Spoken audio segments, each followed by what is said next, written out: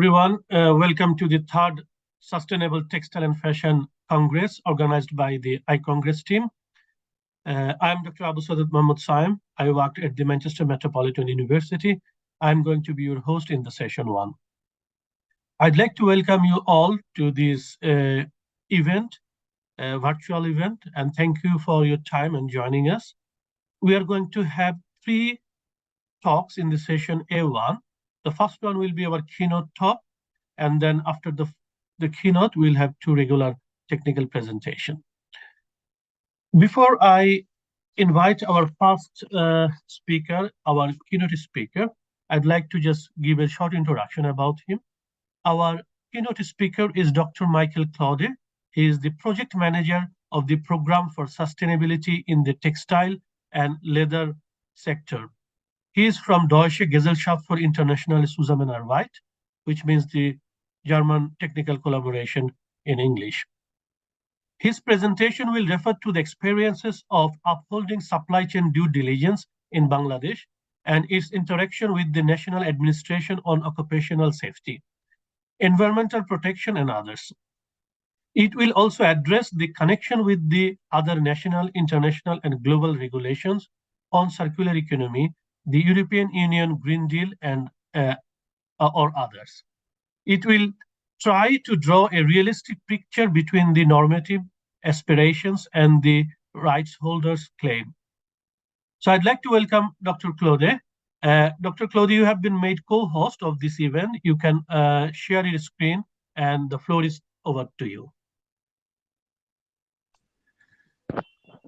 Fantastic. Thank you so much, Abu Sadat. I thank you for the introduction and also for the very high expectation raised in nominating me as keynote speaker. I hope that I can at least partly fulfill that expectation. Let me now try to open the presentation that you probably now see, but not in a presentation mode. We can see your presentation is clear, and you can go to, yeah, it's in presentation mode. Great, yeah, you can start. Fantastic. So first of all, congratulations to the organizers. I think this is a fantastic way of bringing people together, although we don't see each other properly. I am in Dhaka, Bangladesh right now. It's 3:30 something in the afternoon. And I just want to start by describing a little bit what we do, what I do, for those of you who are not aware of what GIZ is and does. Please also forgive me if the content that I will present is either too ambitious or not ambitious enough. I must admit that it was not completely clear to me who the audience is, but maybe we will have time to address specific questions if they may arise. As shared before, GIZ is a implementing organization for the German government. We are owned by the German government, but established as a private organization. Most of our projects and commissions are financed by the German Federal Ministry for Economic Cooperation and Development, BMZ.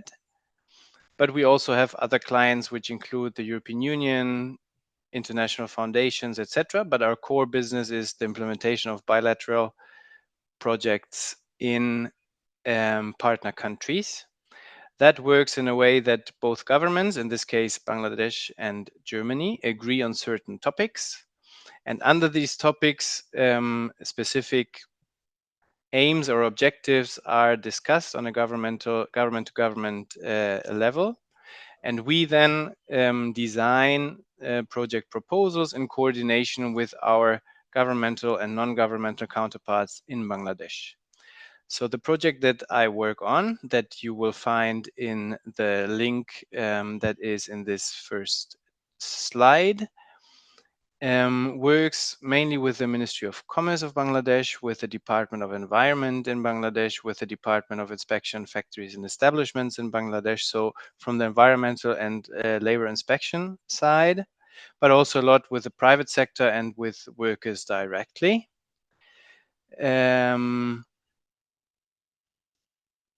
Okay, maybe let's connect a little bit to the apparel and RMG industry in Bangladesh as a whole. You might be aware that Bangladesh is one of the main exporters of apparel to the world, basically Europe and the US.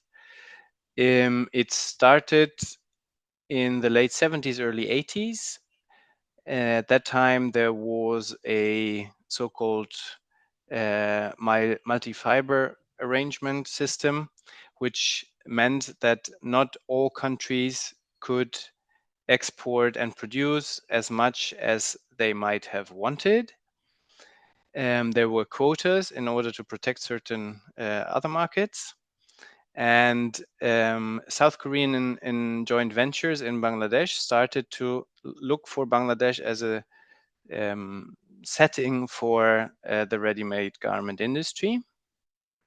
And there was one pioneer factory from Chittagong or Chattogram in Bangladesh called Dash Garments. And they were a joint venture with Daewoo. So they sent, I think, 80 or 90 of their engineers for a 6-month training to South Korea. And when they came back, of course, the factory itself grew a lot, but also I think half of them went to build their own factories. And that's when rapidly this industry grew. You may also be aware that there were some building and fire safety incidents with catastrophic results. And since 2013, when this Rana Plaza, which is the most famous one, took place, a lot of investment has been done in stabilizing the factory setup, in guaranteeing building, construction, fire, electrical safety as such. So we try, and we have been partnering with Bangladesh government and private sector over the last 2-3 decades. So we are trying to address the work that the government and the private sector is doing, and connect it also with, let's say, newer developments in the supply chain. And that's why I have highlighted the supply chain due diligence as one of the core topics that are being addressed and implemented on the ground. Sustainability as an overarching headline. And of course, the transition towards a circular economy, which for the textile industry is for many reasons also rather relevant.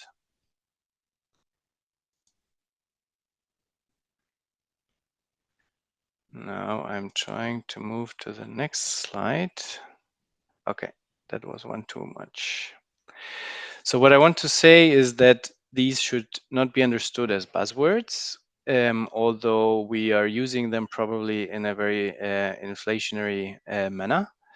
However, they have specific implementation processes, and we are, I mean, it's a big privilege to look at how this is being implemented in the, let's say, business side of the supply chain, and how the governmental institutions are trying to adjust, to react, to steer these processes as well. Again, depending on the audience, you might be very bored right now, but I will anyway want to explain very briefly what we understand under these headlines. So due diligence, as you may know, is heavily under discussion right now in the European Union because the directive might not be approved. However, there is not only the German Supply Chain Act, but also other, let's say, national regulatory frameworks, especially in France, Norway, and others, but also countries like Japan and Canada have worked on developing these kind of rules. There is a New York State Act that is in preparation. So it is something that will come and is coming more heavily into the supply chains, as you may all know. In the case of the German Supply Chain Act, the duty of care is at the center, which means that the communication around risks, its management, the dealing with grievances around it is in the focus also of the reporting standards.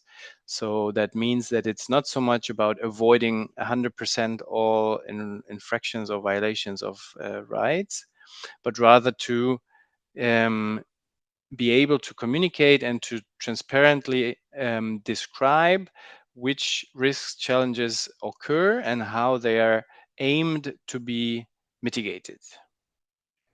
Sustainability, as you also may know very well and probably much better than I do, can have multiple approaches. For us, it's always the combination of environmental, social governance, but also the business perspective.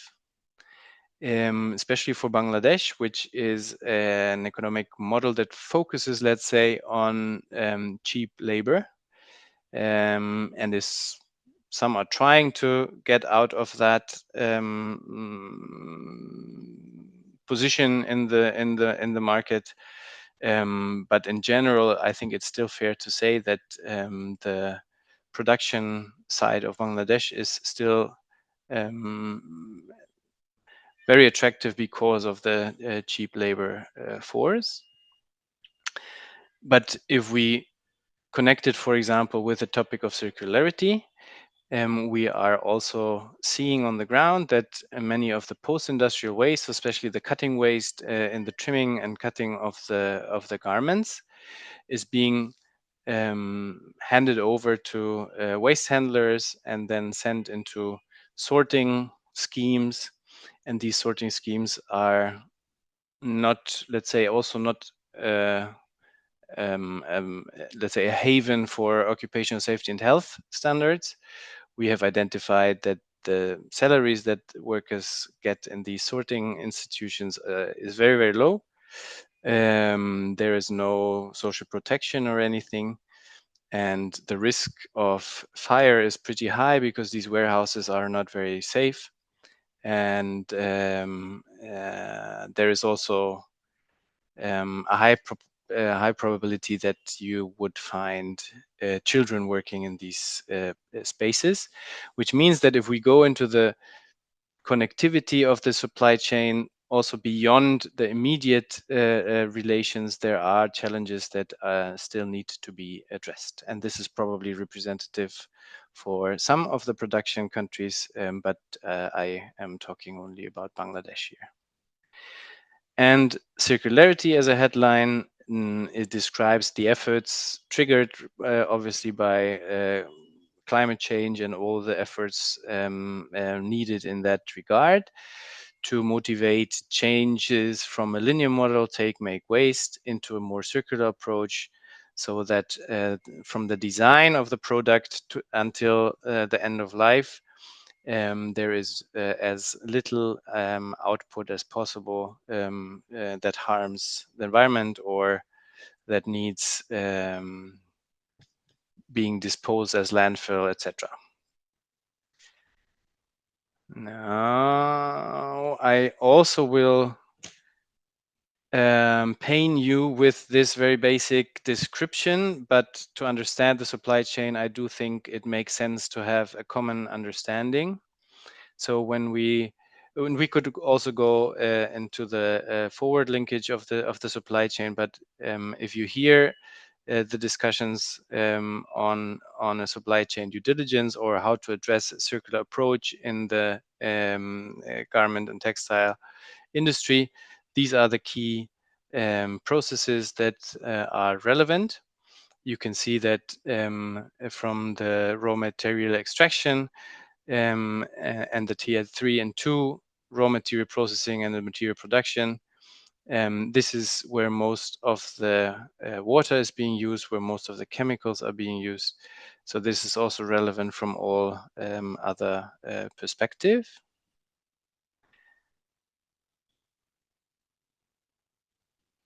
And the environmental impact of this industry is huge. These data from the European Parliament, but from the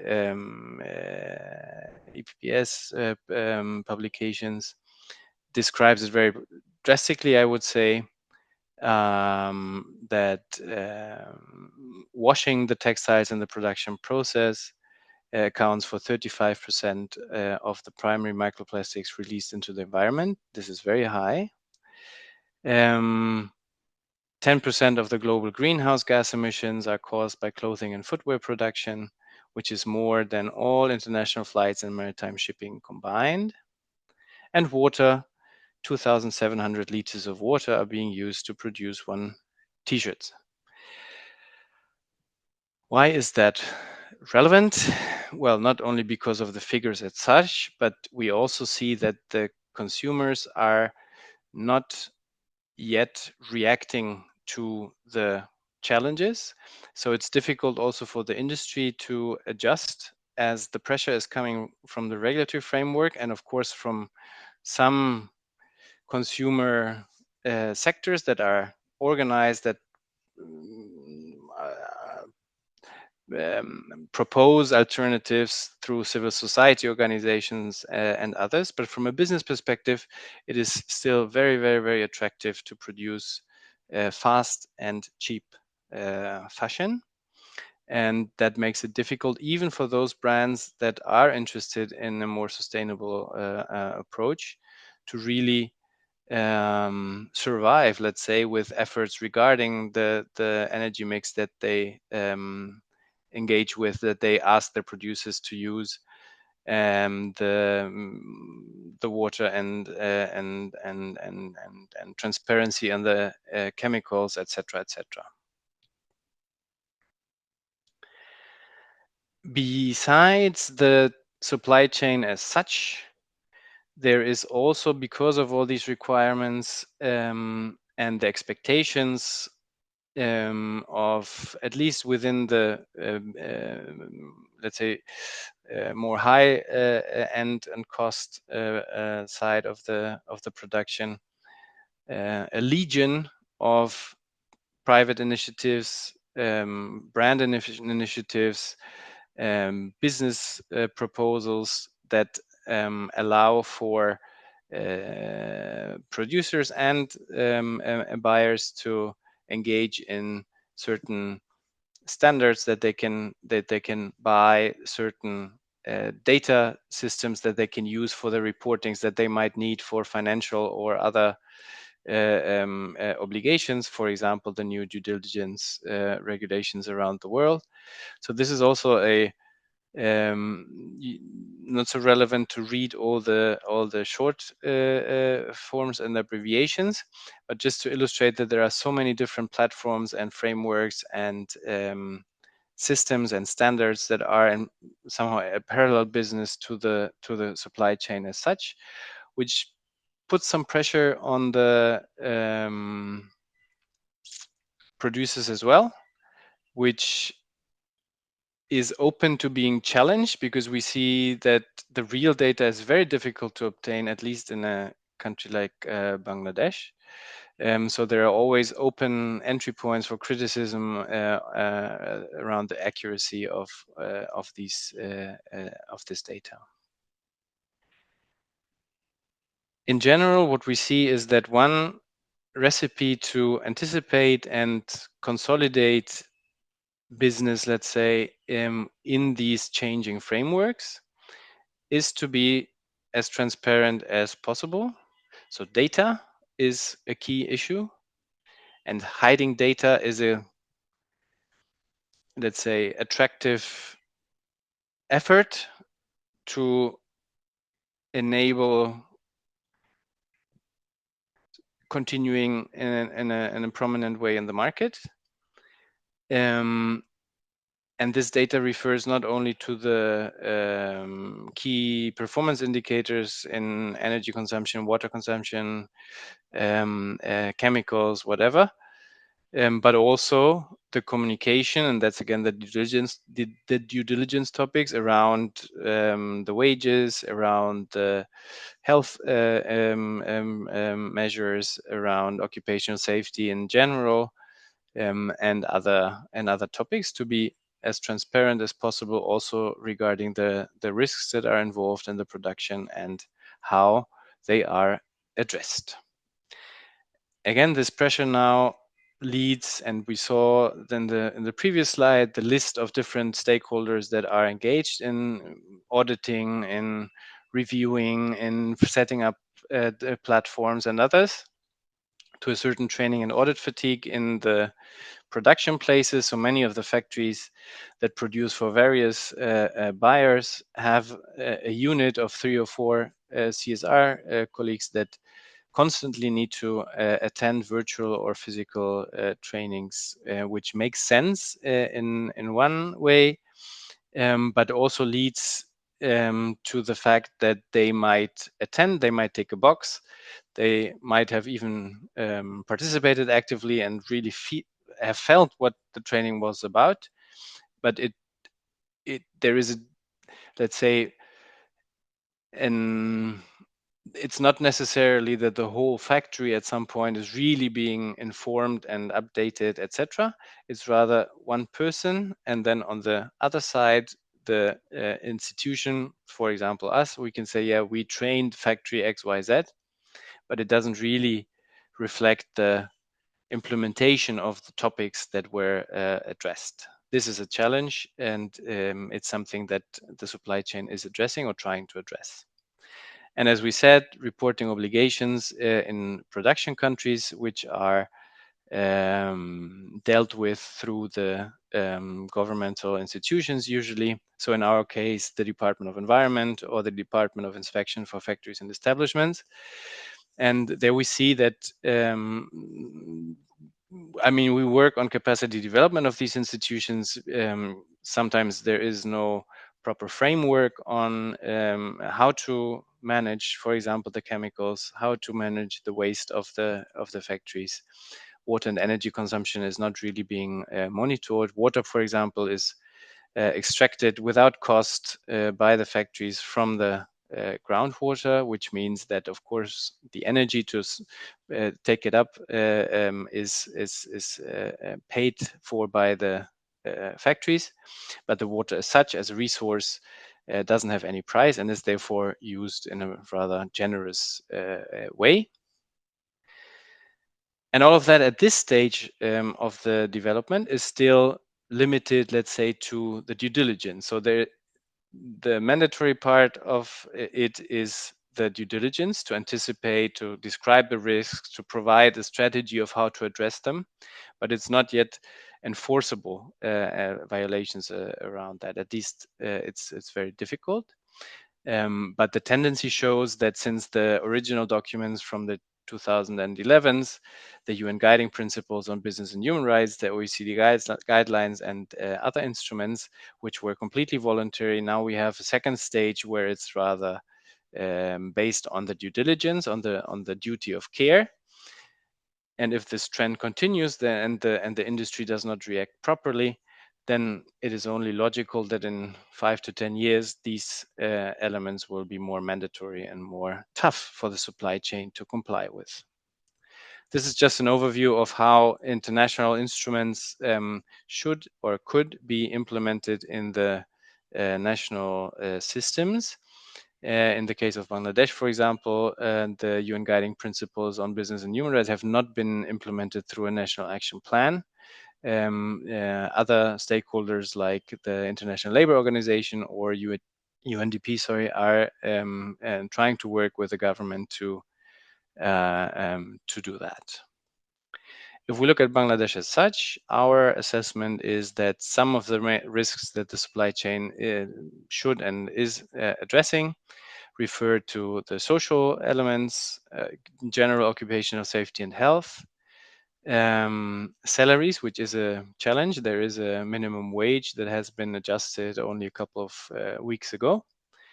And freedom of association, the landscape of unions and workers' representation is difficult to assess in comparison to other countries. I mean, that is a valid affirmation for many countries, but we should not use our own, wherever we come from, lens on unions and try to find the same in country X or Y.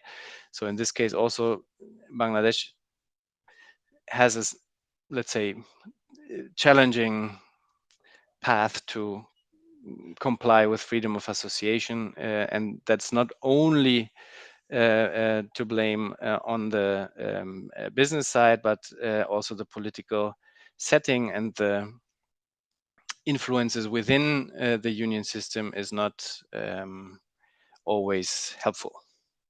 And of course, environmental issues, which that are key to the industry, that refer to chemicals, water.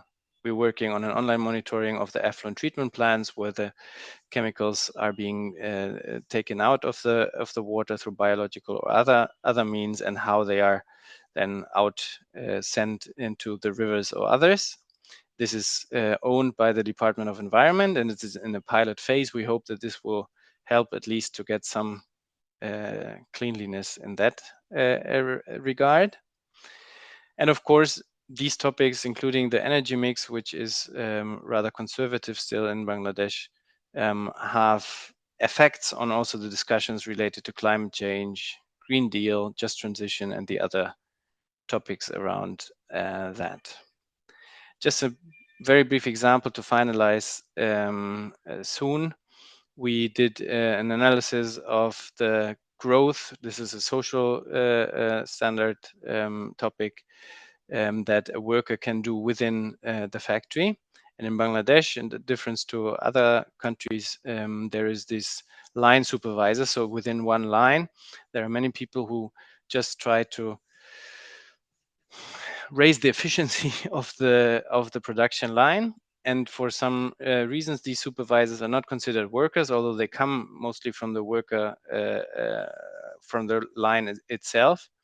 And we try to identify which are the deficits that they have in comparison to the workers. They get a bit more money, but they are not audited by the buyers. They have no protection under the labor law, and they don't have an association, trade union or so to connect with. They are considered part of the management, although their main task is just to make sure that the line is working properly.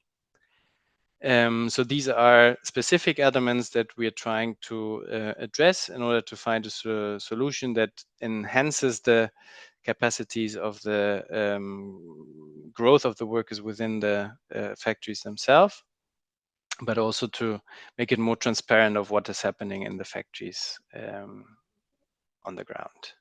Then we also have a project that tries to work directly with the supply chain acts and regulations around the world.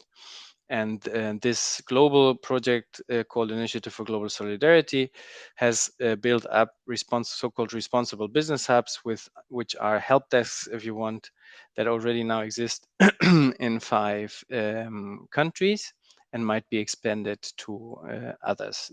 In the case of Bangladesh, it's connected to BGMEA and BKMEA. Both are the biggest associations from the exporters, so from the factories of the owners of the factories that are selling to the world market. I'm running out of time, but let me just highlight 2 things. I hope to share, of course, this brief presentation also with all of you. Our key assessment is that we have to continue strengthening domestic, public, and private inspection and audit systems and transparency initiatives. Domestic meaning, in this case, here in Bangladesh. We think it's a relevant process. From the business perspective, the race to bottom has not ended, and somehow we need to find a way to change it towards a race to efficiency. which might mean that only the big and high-end producers shall survive. But we are seeing already that, at least from the Bangladesh perspective, other countries, for example, like Vietnam, are much more dynamic in opening up for let's say, more innovative and more high-value products. But that leaves Bangladesh still with a very high part of the world market, as I said before, because the consumers are still very interested in fast and cheap fashion. And from the circularity perspective, this is the last slide. I just wanted to showcase what I addressed also earlier. There is a rather close circle. Some years ago, the consciousness about the potentials of the waste that comes out of the garment factories from the cutting was not there. So the so-called jut was just handed over to, some people call them local musclemen, mainly local influential politicians who are in a informal relation, let's say, with a factory, and they just took it and then forwarded it to operators that would then give it to waste handlers or recyclers or sorters. And for the big brands, this is now something that needs to be addressed, because they have to describe what happens with their waste. And we're trying to find a way to incorporate these informal structures into a more formal system, so that at least this transparency is guaranteed. And ideally, therefore, the working conditions of the people in the, let's say, recycling part of this can be also consolidated in a positive way. So with this, I thank you very much, and continue to, I wish you a fantastic conference, and I am obviously open for any kind of feedback or reactions, and also very much interested in listening to the next presentations. Thank you very much. Great. Thank you, Michael, for your wonderful presentation. Very informative. You must be a good teacher. You started with explaining the buzzwords, the keywords. This is what the academics do in the classroom. So great. Thank you very much. The floor is now open to our audience, our participants. Feel free to ask a question to our keynote speaker, Dr. Michael Klode. But we'll take maximum 2 questions, but you are okay to write as many questions you want on the chat box, and Dr. Claudio is going to be with us, as he mentioned, for the next few, I would say at least 1 hour with us, at least, that he can also respond to your questions or inquiries directly. So please raise your hand if you want to ask a question. Okay, I can see Ishrat has raised a question. Ishrat, yeah, you can come to your camera, and can you just introduce yourself first and ask question to our keynote speaker? Yeah. Hello, my name is Ishrat, and I'm from Manchester Met University. I'm doing my PhD on working conditions in Bangladeshi ready-made garment sector. I just had have a question for you, that you have talked about the different stakeholders, how they can get involved in that, in this to sort out these kind of poor situations. But if you remember that there was Accord and Alliance in Bangladesh, and they actually have left the country at this moment. They are not involved in any garments sector. So have you seen any kind of differences when they were in the Bangladesh and now they are not there? So have you seen any kind of differences in the working condition? Has it improved since then or get worse? If you can just highlight that, please. Thank you very much. I'm not completely objective in this regard, because we are also supporting in a different project the Ready-Made Garment Sustainability Council, the RSC, which is the successor organization of the Accord. As you may know, the Bangladesh government has authorized, let's say, private organization, which is the RSC, to continue with the work of the Accord. we think it's a very interesting organization that is very robustly working. Of course, like also from the government perspective or from the private sector standard organizations, sometimes there are also auditors that like to have an envelope, but in general, it's a very robust organization that has continued working with inspection on based only on safety issues, right? So far. The RSC is chaired both by BGMEA, international trade unions, and brands as well. Yes. So the steering is effective. We're trying to support them in extending their mandate also towards environmental topics. So we do think it's a good development that from a domestic perspective, these issues are being addressed, and they could even help public institutions like DIFE or DOE that could accredit the RSC or others, but in this case, the RSC to implement inspections so that the workload of the understaffed public institutions is reduced if it's somehow not outsourced, but monitored by the governmental institutions. And the alliance, which is for the US brands, is being currently implemented under the title Nirapon, I think, mainly through BRAC and some service providers underneath. So both are still somehow around, not with the same people, not with the same logos, not with the same heading. But I think Bangladesh, in that sense, safety of construction, safety of fire safety, electrical safety, on that level is in a very good level. I mean, we know from the data from BGME and BKMA that we're talking about mainly 2,000 factories, right? I mean, they have their subsidiaries or whatever, but basically it's not more than 2,000 factories that are directly linked to the export industry, and they are, at least what safety refers to, rather in a good position, and that's maybe thanks to Accord and Alliance, but I think also through thanks to the consciousness of everybody involved, both the government but also the owners of the factories. Great.